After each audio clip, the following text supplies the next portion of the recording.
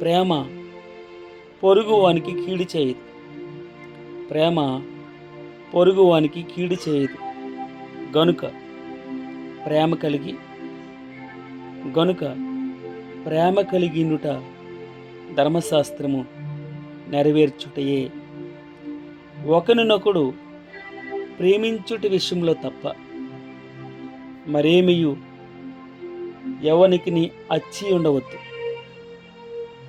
పొరుగువానిని ప్రేమించువాడే ధర్మశాస్త్రము నెరవేర్చినవాడు.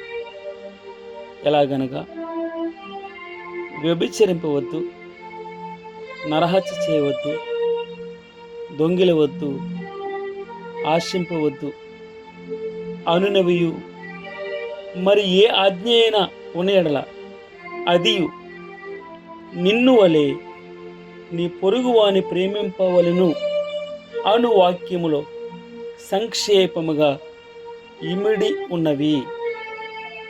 ప్రేమ పొరుగువానికి కీడు చేయదు. గనుక ప్రేమ కలిగియుండుట ధర్మశాస్త్రము నెరవేర్చుటయే. నీ పొరుగువానిని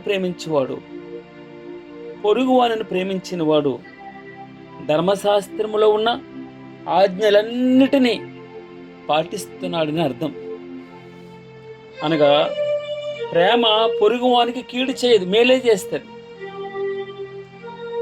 గనుక ప్రేమ కలిగినుట ధర్మశాస్త్రము నెరవేర్చుటయే.